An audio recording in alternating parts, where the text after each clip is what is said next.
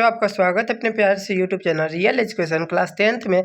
मैं आशा करता हूँ कि दोस्तों आप सभी अच्छे होंगे और अपना पढ़ाई अच्छे से कर रहे होंगे। प्यारे साथियों, आज के वीडियो में हम लोग जानेंगे क्लास 10th के बायोलॉजी का चैप्टर नंबर 5, जिसका नाम है नियंत्रण एवं समन्वय।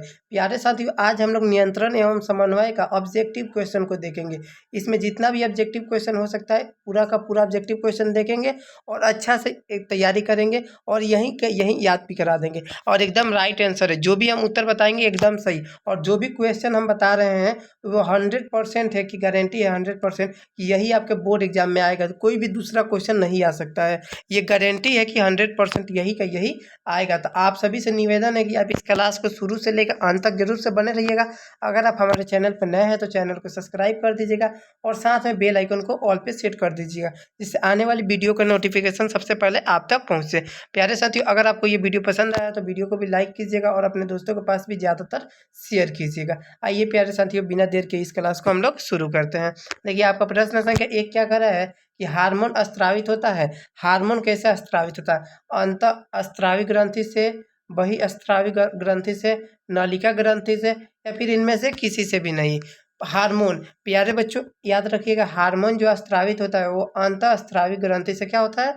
हार्मोन स्रावित होता है। तो ऑप्शन ए क्या हो जाएगा? आपका सही जवाब हो जाएगा। नेक्स्ट क्वेश्चन है 2 नंबर कि ग्वाइटर ग्वाइटर अथवा घेंगा पनपता है। जो ग्वाइटर अथवा घेंगा होता है वो कैसे बड़ा होता जाता है? मैंने पनपता है मतलब बड़ा होता है। तो चीनी की कमी से, आयोडीन की कमी से, या फिर रक्त की कमी से, मोटापा से, किसके वजह से ग्वाइटर तथा घेंगा पनपता है? तो आप याद रखिएगा, आयोडीन की कमी से। जब हम लोग नमक की कमी करेंगे ना तो घेंगा रूप हम लोग को उत्पन्न हो जाएगा। तो ऑप्शन बी आपका सही जवाब हो जाएगा। अगला प्रश्न है 3 नंबर, थायरक्साइन का स्रावन कहाँ होता है? थायरक्साइन नामक स्रावन कहाँ, ये कहाँ से स्रावन होता है, स्रावित होता है? थायराइड से, यकृत से, वृक्क से, या फिर ब्रीसर से? थायरॉक्सिन थायरॉक्सिन याद रखिएगा हमेशा थायराइड नामक ग्रंथि से ही क्या होता है? स्रावित होता है। ऑप्शन ए आपका सही जवाब हो जाएगा। प्रश्न संख्या 4 है कि मानव में डायलिसिस थैली है। मानव में डायलिसिस थैली क्या होता है? नेफ्रॉन को कहा जाता है, या फिर न्यूरॉन, माइटोकॉन्ड्रिया, इनमें से कोई नहीं। मानव में डायलिसिस थैली को क्या कहते हैं? मानव में डायलिसिस थैली नेफ्रॉन को कहा जाता है। किसे कहा जाता है प्यारे बच्चों? नेफ्रॉन। ऑप्शन ए आपका सही जवाब हो जाएगा। प्रश्न संख्या 5 को देखते हैं। देखिए, प्रश्न संख्या 5 है कि भोजन का पचना किस प्रकार की अभिक्रिया है?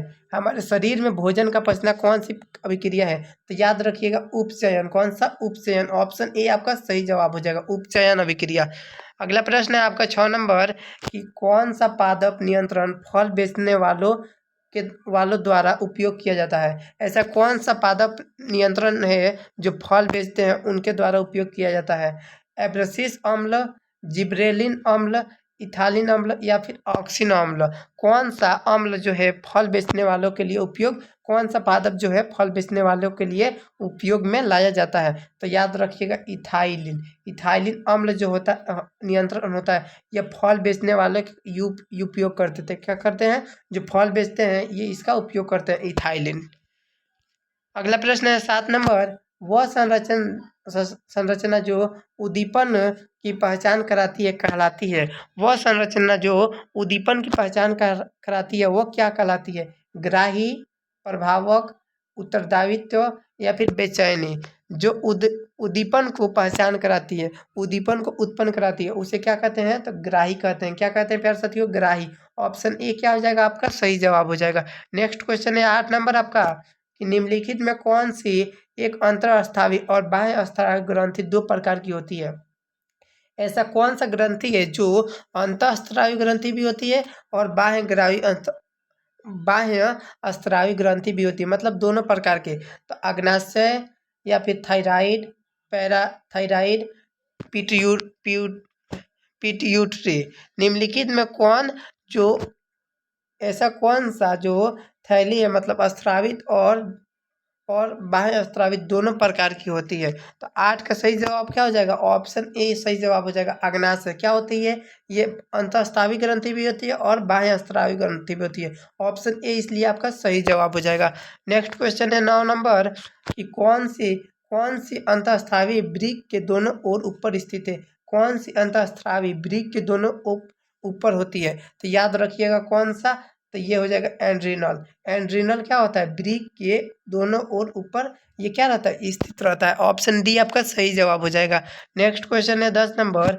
जीवों में ध्वनि ग्रहण करने के लिए संवेदी अंग है। जीवों में ध्वनि ग्रहण करने के लिए संवेदी अंग कौन से हैं प्यार साथियों, प्रकाशग्राही, धर्मग्राही या फिर श्रवणग्राही, स्पर्शग्राही। जीवों में ध्वनि ग्रहण करने के लिए संवेदी अंग किसे कहा जाता है, तो श्रवणग्राही को। किसे, श्रवणग्राही को। ऑप्शन सी क्या हो जाएगा आपका सही जवाब हो जाएगा, श्रवणग्राही। 11 नंबर प्रश्न कर रहा है कि वृक्क के ऊपर स्थित स्रावी ग्रंथि है।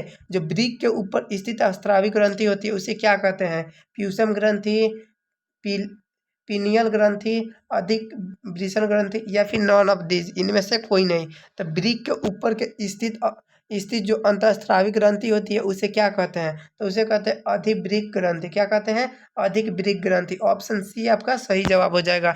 12 नंबर प्रश्न है, खोपड़ी के अग्र सिरे पर स्थित न्यूरॉन को शरीर के विभिन्न भागों से प्राप्त किया जाता है। जो खोपड़ी के ऊपर अग्र सिरे पर जो न्यूरॉन होता है उसे विभिन्न भागों द्वारा प्राप्त किया जा सकता है। जल के माध्यम से, खून के माध्यम से, संकेत के माध्यम से या फिर वायु के माध्यम से। किसके द्वारा उसको प्राप्त किया जा सकता है, तो याद रखिएगा संकेत के माध्यम से। किसके द्वारा से, संकेत यानी सिंबल के माध्यम से। ऑप्शन सी आपका सही जवाब हो जाएगा। अगला प्रश्न है 13 नंबर। अधिकतर पादप नियंत्रण उत्पन्न होते हैं। अधिकतर पादप नियंत्रण उत्पन्न होते हैं बढ़ते तने के अग्रभाग पर, बढ़ती जड़ के अग्रभाग पर, फ्लोएम की संवहनी नलिका पर या फिर ए और बी दोनों। कौन सा अधिकतर पादप नियंत्रण उत्पन्न होते हैं, अधिकतर पादप नियंत्रण कहाँ पर उत्पन्न होते हैं, तो याद रखिएगा बढ़ते तने के अग्रभाग पर भी और और दूसरा नंबर है बढ़ती जड़ के अग्रभाग पर, ये दोनों होते हैं। मतलब ए और बी दोनों हो जाएगा। मतलब ऑप्शन डी क्या हो जाएगा आपका राइट आंसर हो जाएगा। ऑप्शन डी याद रखिएगा सही जवाब हो जाएगा आपका। प्रश्न संख्या 14 है, बीज रहित फलों के बनने को क्या कहते हैं। जो बीज रहित फल होते हैं उनके बनने की क्रिया को क्या कहते हैं, अनिषेक फलन, अनिषेक अडपी, अग्र प्रभाविता या फिर इनमें से कोई नहीं। जो बीज रहित, जिसमें बीज रहता है, फल रहता है, बीजों में, फलों में बीज रहता है, वो बनने की क्रिया को क्या कहा जाता है, तो याद रखिएगा अग्र प्रभाविता कहा जाता है। क्या कहा जाता है, अग्र प्रभाविता। ऑप्शन सी आपका सही जवाब हो जाएगा। अगला प्रश्न है 15 नंबर। 15 नंबर प्रश्न कर रहा है कि निम्नलिखित में कौन सा पादप हार्मोन है। निम्नलिखित में कौन सा पादप हार्मोन है, इंसुलिन, थायरॉक्सिन, एस्ट्रोजन या फिर साइटोकाइनिन। कौन सा पादप हार्मोन है प्यार साथियों, तो याद रखिएगा कौन सा है, तो साइटोकाइनिन क्या है, ये एक पादप हार्मोन है। ऑप्शन डी याद रखिएगा क्या हो जाएगा, तो सही जवाब हो जाएगा आपका। नेक्स्ट क्वेश्चन है 16 नंबर।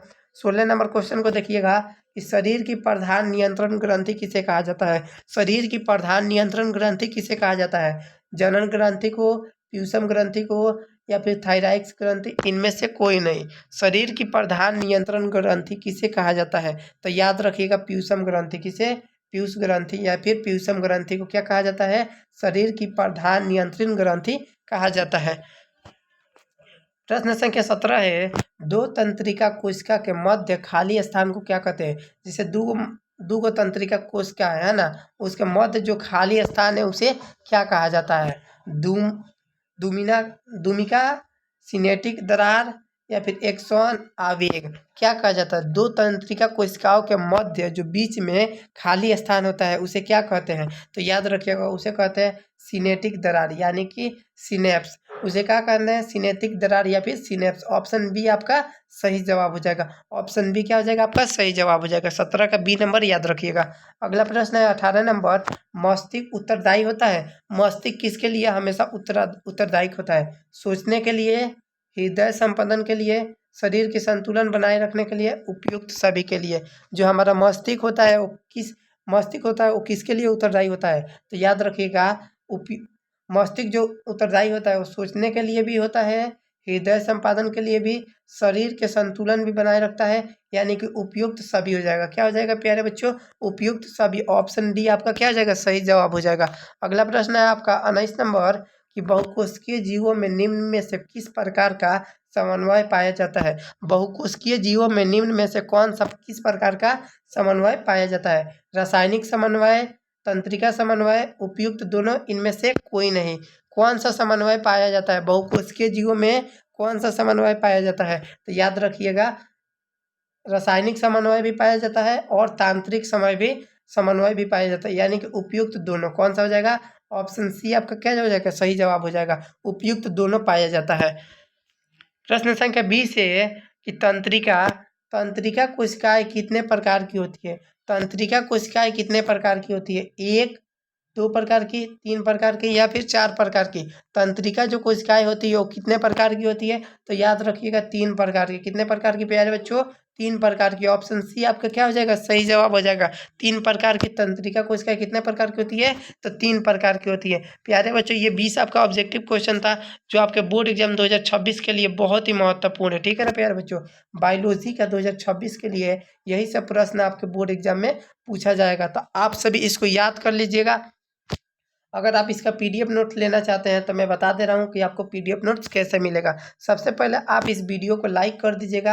अगर आप हमारे चैनल पर नए हैं तो चैनल को सब्सक्राइब करके बेल आइकन को ऑल पे सेट कर दीजिए, जिससे कि मैं जब भी वीडियो डालूंगा सबसे पहले आप तक नोटिफिकेशन पहुंचेगा और आप अपना 450 प्लस का जो टारगेट है आपका, उसको आप अचीव करने में सक्षम रहेंगे। जल्दी से आप अपना टारगेट अचीव कर पाएंगे। तो सबसे पहले लाइक कर देना है, फिर चैनल को सब्सक्राइब कर दीजिएगा और इस वीडियो के डिस्क्रिप्शन बॉक्स को आप चेक कीजिएगा। ठीक है ना, डिस्क्रिप्शन बॉक्स को आप जैसे ही चेक कीजिएगा तो वहाँ पे आपको एक व्हाट्सअप का लिंक मिलेगा। ठीक है, आप जैसे ही उस व्हाट्सअप के लिंक पे क्लिक कीजिएगा तो आप हमारे व्हाट्सअप ग्रुप में ज्वाइन हो जाइएगा और उसके बाद आप जब ज्वाइन हो जाइएगा तो मैं इसका पीडीएफ नोट्स क्या करूँगा, उसी व्हाट्सअप ग्रुप में पीडीएफ नोट्स को डाल दूंगा। तो आप वहाँ से सिर्फ डाउनलोड बटन पर क्लिक करके डाउनलोड कर लीजिएगा। आपके मोबाइल में पीडीएफ नोट्स इसका सेव हो जाएगा। और आप पीडीएफ नोट्स लेने का फ़ायदा यही है, देखिए पीडीएफ नोट्स लेने का क्या फ़ायदा होता है कि मानिए आज आपका मोबाइल में रिचार्ज नहीं है तो आप तो वीडियो नहीं देख पाएंगे।